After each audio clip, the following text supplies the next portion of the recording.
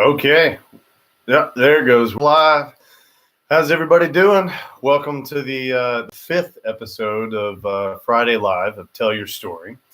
This is an exciting one because I've got a cool topic to talk about today. We did some things previously before we started shooting today that we will be posting tomorrow. And then we've got some updates on some videos coming soon that are going to be a lot of fun. Very excited about that. Hi. And hello, Mary Lou. What's up? She says hi. Yes. Today, to give a quick update, if you haven't seen this channel before, this is Tell Your Story, where we talk about addiction, life, and other topics that we think are important that we don't see a lot of people talking about. We also do interviews with addicts and to get real transparent stories about addiction and the way to get out of that into recovery. Quick update on us. We spent, last weekend in Tennessee in the Alabama, Georgia, Tennessee. Okay, Alabama, Georgia, Tennessee, and Mississippi. So we visited 4 states in 2 days and got to see a bunch of waterfalls and parks and things like that. And it was a lot of fun. And we this week talked a lot about our happy place, which will be the topic of the video today. And then we also had, just before we started filming this, we did a video with a gal who we're excited to showcase her story about her addiction and recovery. And she's super young, so that's really neat to see somebody, come out of their addiction and do really well. She's married to a good friend of mine and is just killing it in the, right now, really killing it, actually, in the world of recovery.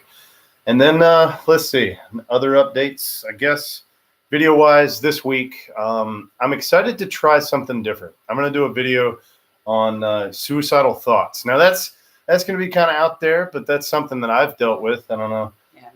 If you, is that Absolutely. something? Okay. Yeah. So for folks like us, that's kind of actually the norm thing. It might be a phase you go through. It might just be something you think about every now and again, but that'll be an interesting video. So that'll be fun. And we'll put that on the list of ones that hopefully come out by Wednesday. So again, be on the lookout for an interview tomorrow morning that'll be posted from a good friend of ours named Ashton. And then be looking for that video come Wednesday. So it's the weekend and we're hanging out and wanted to talk about the happy place, and sounds kind of cliche, but you know what, when you're in recovery and you have stepped out of your addiction or whatever place you're in, depression, just unhappy in general, you come to a place of reflection. And when I think about the things that Corey and I are doing together and what we've got planned on in the future, we've reached this, just a happy place. Happy about life, happy about the relationships we're in, the people we know, and what we're doing, just on a day to day. And so I just, do you have a particular happy place? Not one in particular, for me, when I was drinking and using, life was so dark, even times where I should have been happy, I just put on that mask and, that fake smile. Hey, Tashara, yay. And I wasn't genuinely happy about anything. Sure. I think the better portion of, the first part of my life, I wasn't genuinely happy about anything.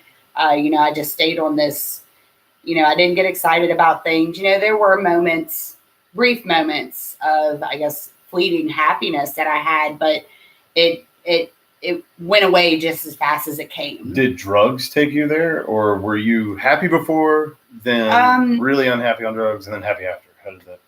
No, I think I didn't know how to be happy, even from my childhood. Sure. And my childhood wasn't awful. Mm-hmm. I just didn't know how to be happy. I always had a lot of chaos going on up here.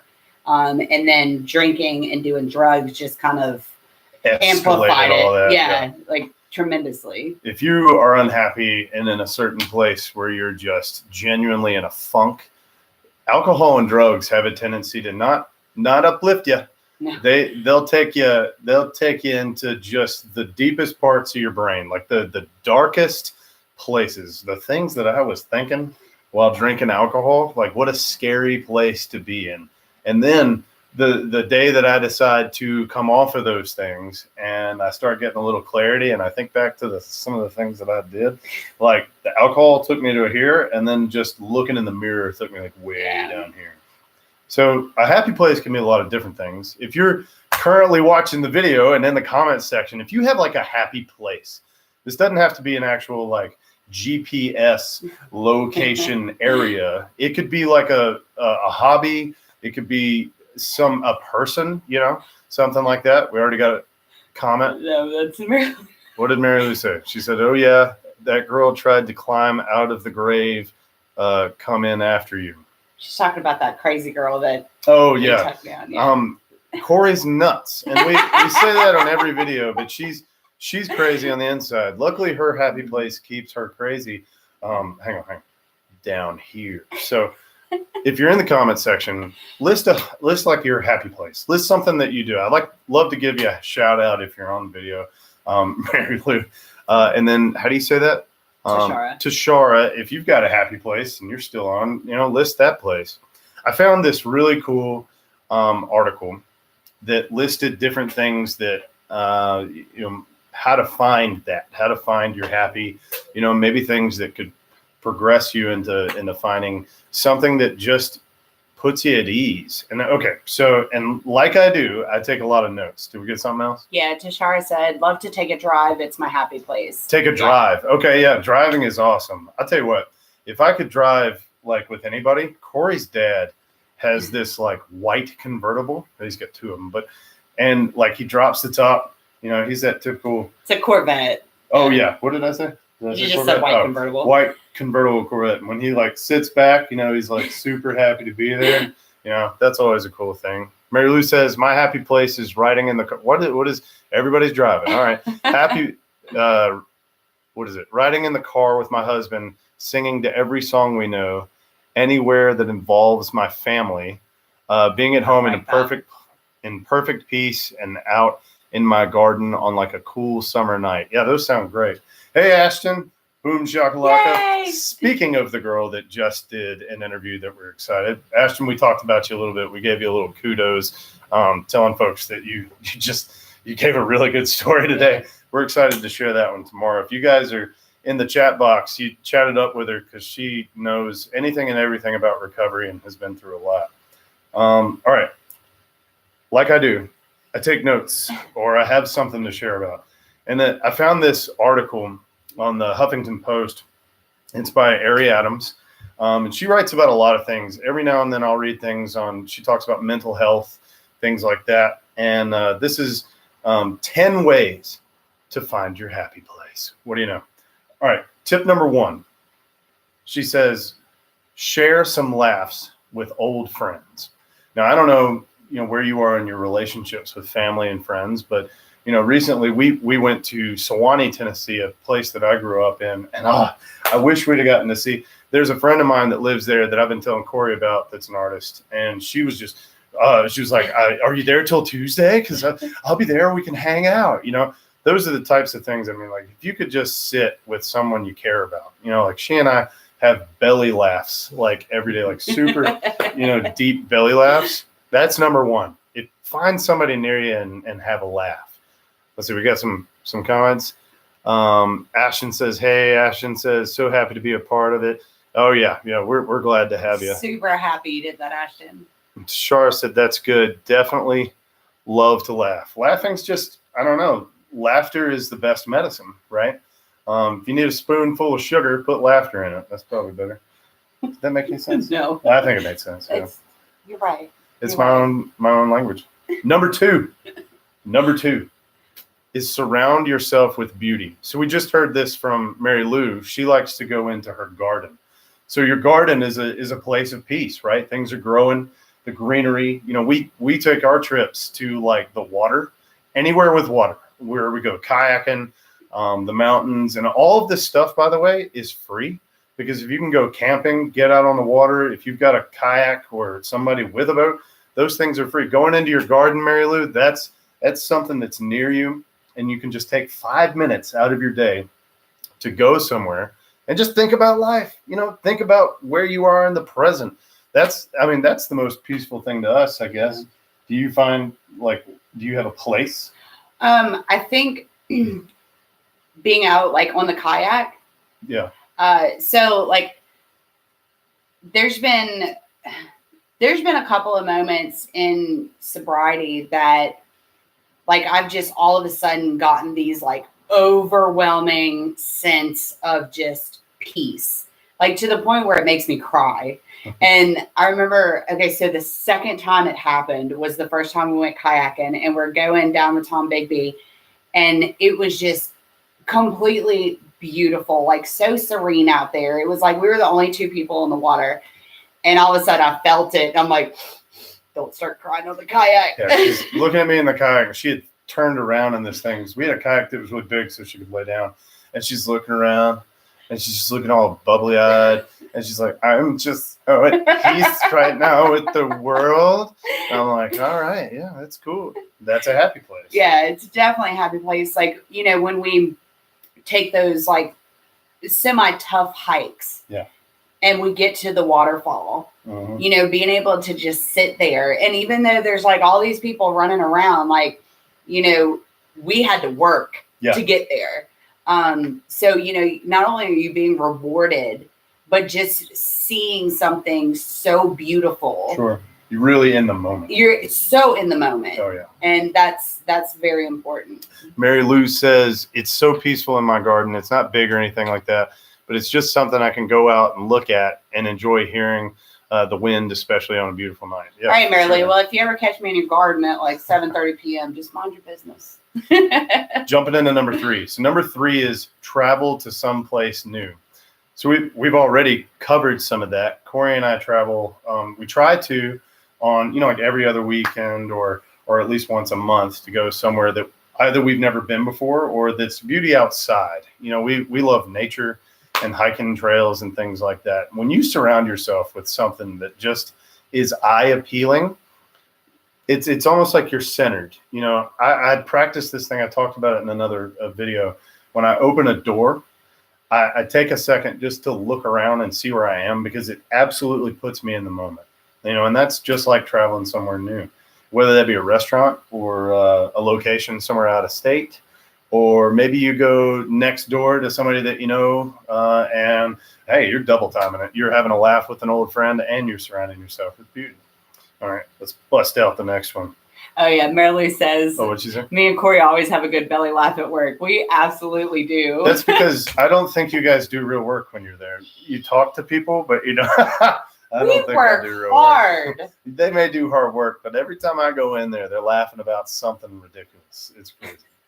All right. Number 4, write a letter to your former self. Now, this one's a little out of my spectrum. So it says, oh, the wisdom you've gained over the years. Take the time to share that wisdom with your former self, reminding him or her that there are several things that will turn out better than she or he thought. I guess in reflection, that can be kind of a happy place, because we came from some tough things, right? Some tough spots. Let's say that Corey and I weren't the best of people in the past, I don't know, a couple of years maybe. And our vices took us down some dark roads. So in number 4, this is about reflection, right? You're taking a second to realize that where I am now, the quality of life has gone from lower tier to like upper level. And that has nothing to do with money. It has nothing to do with physical or material things. It just has everything to do with the connections that I've made, and probably Corey too, with the people that I love and the things that I'm doing, the actions that I'm trying to create in my life to make better things happen. What do you see when you look back on the things, like where you are now from where you were? Oh, I mean, there's no comparison. Back then I was in such a dark place, like I said before. I wasn't honest with anybody. I wasn't honest with myself. I didn't form real connections with people. Mm-hmm. And today, being able to sit down and have honest conversations and, to send my sisters or my brother like a Carol Baskin meme, and it's just, I wouldn't have done that back then. I wouldn't have been honest about who I am with anybody. I was constantly wearing a mask. Like I said when I told my story that I feel like I had more mask than a masquerade ball. Oh yeah. Because I had one for every situation I was in. I was completely a chameleon. Putting on a facade. Yes. Well, that's awesome. Okay. This one I'm real passionate about. This is number 5, and it is get active. Yes. The physical, mental, and emotional benefits of exercise are endless. From increased energy and reduced stress to helping you find your happy place, physical activity releases endorphins, which are attributed to feelings of happiness and euphoria. Finally, achieving a rockin' body. It never hurts either. Okay. So I'm not going to tell everybody to go out there and become Hercules or, try to change your body to become a supermodel. That's ridiculous and really stupid.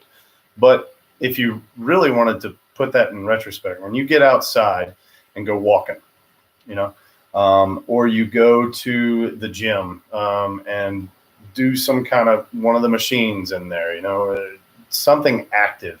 When your body gets to moving and you start doing things that are active, you're releasing all kinds of endorphins in your brain that are like, if you were like us, may have been getting that from alcohol and other things, that pleasing feeling of just being, you get that first beer in you and you're like, or maybe somebody out there is taking a pill, and that pill just puts you in a different place.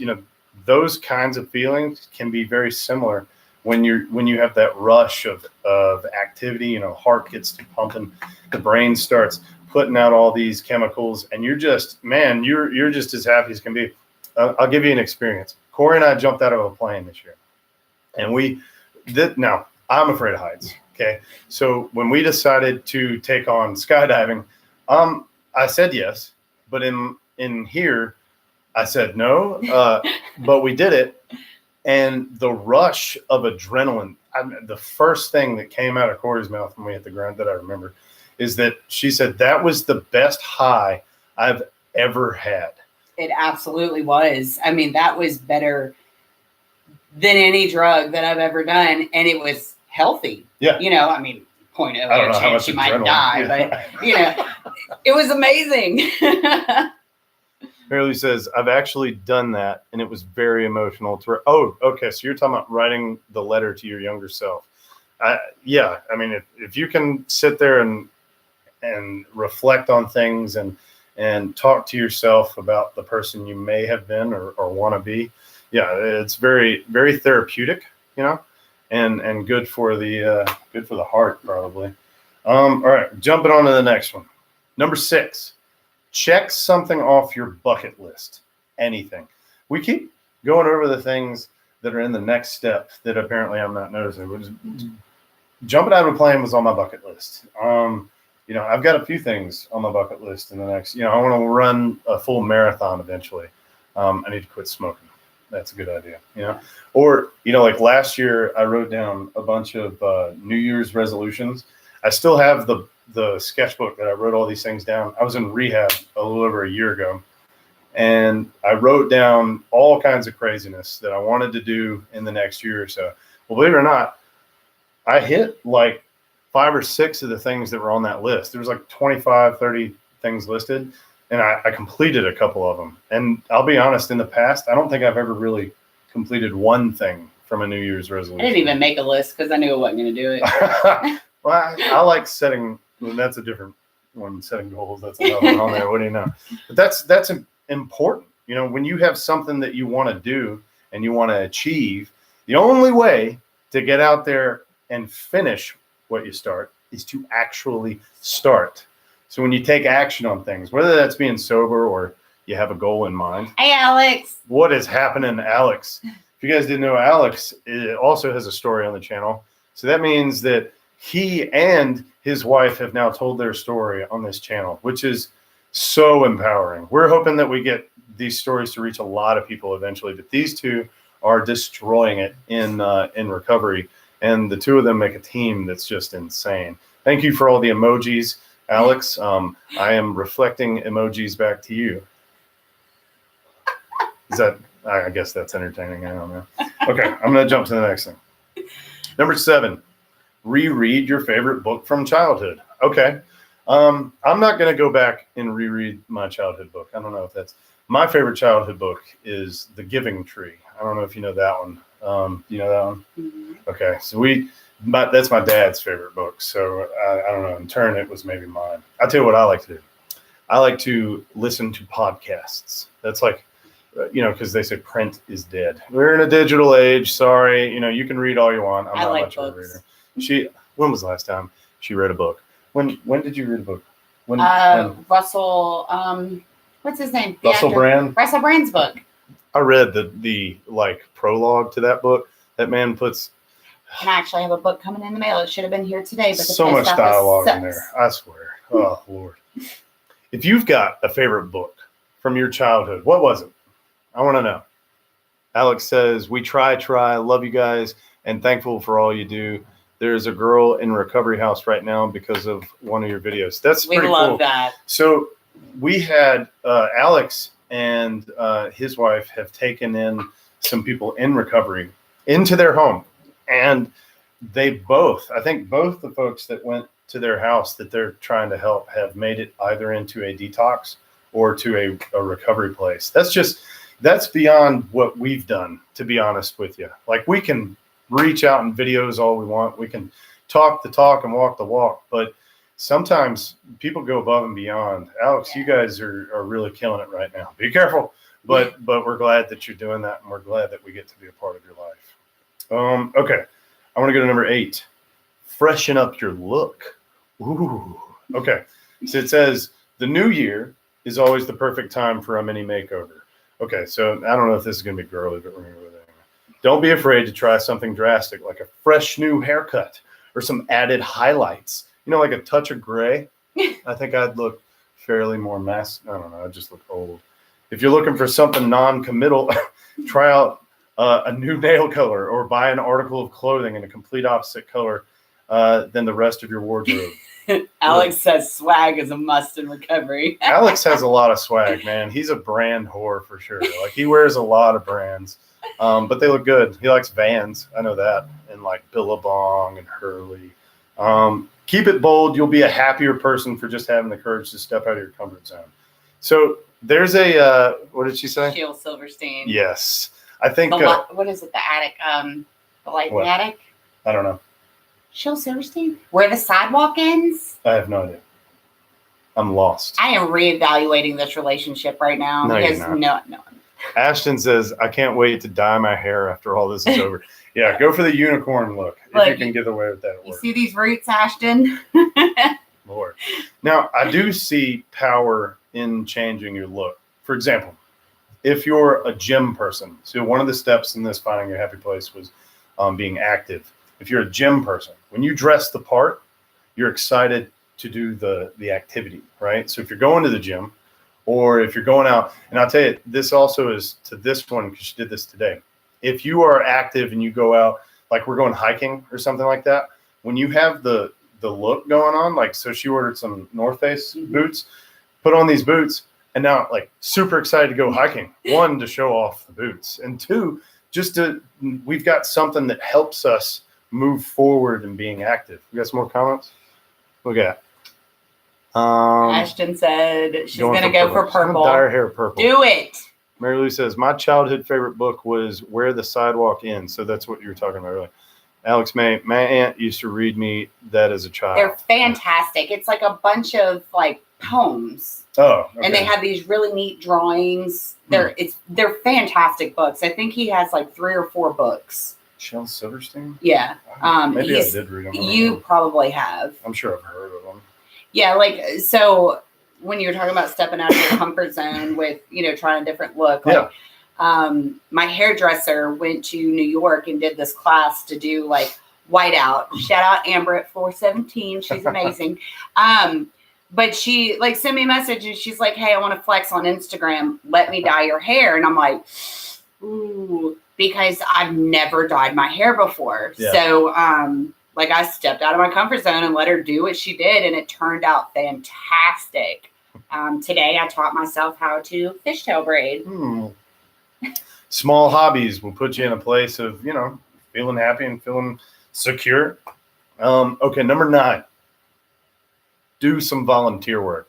Now, Alex is in there. He and I have done a ton of this year. When we went to rehab like a year ago, we also went to a place after our first 90 days of recovery. And at this place, Last House, they asked us to do a lot of volunteer work. We got to help people move trees, help clean up after a tornado. And Alex actually currently works at a place, with guys that are, trying to in recovery. I think that volunteer work is like the best thing ever. When you put yourself in a position of service, you become humble, thankful, and just happy to be around. We have a visitor right now. This is Lana. That's my cat that likes to interrupt videos, I guess. Anyway, let's see. Mary Lou says, wait, stop and order him those books now. Okay, you want me to read the books? I get it. Mary Lou says, does it count that I dyed my eyebrows? They look fantastic, by the way. I'm glad. Did you bleach them? What'd you do? No, she put actual dye in them because Mary Lou has very dark hair, but like you can't tell she has eyebrows. So she'd have to draw them on. So she decided to dye them. And she has incredible eyebrows. That's awesome. Like it's amazing. I have a unibrow that grows in between if I don't trim it. Actually, my nose hairs are longer than my eyebrows. But okay. Number 10, set a big goal or plan for the year or years ahead. So here we go. Now we're talking about the future. So if you've got trying to find that happy place, setting goals to reach is a great way to do that. Let this be the year you dream and plan big. Talking to you, Alex and Ashton, y'all making plans together. Even if finances and time constraints seem to be an issue today, go ahead and put plans in motion for something big to happen in the upcoming years. Thinking about a career change in the next 5 years, go ahead and start a training or certification program Lucy's here this year to prepare yourself for it. Lucy, what's happening, fool? That's my sister, by the way. She's awesome. Thinking about taking a big family cruise in the following summer, make this a year for saving for it. The most important thing here is that you set realistic timelines for these big goals and diligently take steps towards that goal. And that's all we've done all year. My goal this year was to control my finances. I wanted to take absolute control of my money and make it work for me. Did you have a goal that you just pursued? Well, I mean, one of my main goals was to further my knowledge on addiction and things like that. And one of the main goals, once all the state stuff opens back up, is to take a class for peer support specialist and just learn how to help people in recovery. Mm-hmm. And then also a goal that I've had for a really long time is to be able to hike part of the Appalachian Trail. That would be fun. And turns out we get to do that this summer. Yeah, we are. So we're going to take a trip in July to North Carolina. We're going to spend a week out there to enjoy the mountains and see some things we've never seen before. Look at this. Ashton says she's going back to school. See, I think you said, Ashton, you had a semester left. Isn't that what you said, I think? Yeah, something like that. Well, that's awesome. That's a big goal. And, man, if you can get through that, you're accomplishing big things. Lucy says, amen. It's so hard without financial stability. We are working on financial stuff, too, this year. It is hard. Finances for me, finances, politics, and religion. There you go. The 3 that destroy everybody. Well, for me, finances were bad. In my addiction, I made some financial decisions that if you knew what I was making a couple years ago and what I spent my money on, I think you would poop your pants. I made some really bad decisions. What did Ashton say? Ashton said, yes, girl, me too. I'm going to go back to school after my semester left towards associates to be a counselor, hopefully. That's awesome, Ashton. You have a lot of good stuff that you can share with people. I think that's incredible. One of the things she and I looked at, Corey and I are, like you said, kind of furthering our education, and with this channel, we hope to reach out to folks in addiction and things like that. What I didn't know, here's a freebie. This is a big deal. In Mississippi, there's a certification that you can get. Alex, you're probably going to work on this, if not get it soon. What's it called? It's the peer support specialist. Peer support specialist. Now, here's something funny. You ain't got to go to school for this. This is not something you need a degree for or even an associate's. The state of Mississippi offers this certificate for free. If you've got, they give scholarships to folks, and the reason they do that is you can travel to Jackson, where I think you found the course. You can stay in Jackson. It's a 3-day course. You stay there for 3 days, and you get this peer support specialist certificate, which allows you to go in and you help folks that are in addiction, like the place where Alex, I know you work at the Pines and Katy Hill of Columbus, Mississippi, a wonderful place where they help folks actively trying to recover out of their addiction. So there's a little freebie for you. If you hadn't gone back to school, or if you're in a place like us and want to further your education and recovery, you can get your peer support specialist certificate for free. In other states, it costs well up between $600 and $800 to get that certificate. So, if you find the time, Alex, if you find the time and we set a schedule, my parents live in Jackson. Let's go on up there and we'll get it together. So that's awesome. If you're furthering your education, if you're being active outdoors, can't like checking things off your bucket list. If you're like me and kind of reevaluating your finances, I'm trying to pick up from where I left off in a different time and place to be set for the future. If that's where you're going, if you're taking action, let's remember that, taking action, then you're probably on your way to finding a happy place. Alex says, gotta go. Got to get back to work, and that would be awesome. Oh, thank you, Alex. Thanks for being here, man. I think he's watching this at work. Yes. Yeah, thanks for doing that, man. Yeah, go back to work, dude. Yeah, but that's what this episode was all about. It's about finding your happy place. And for a lot of different reasons, your happy place doesn't have to be a destination. It can be right here in the now. This is my happy place right now.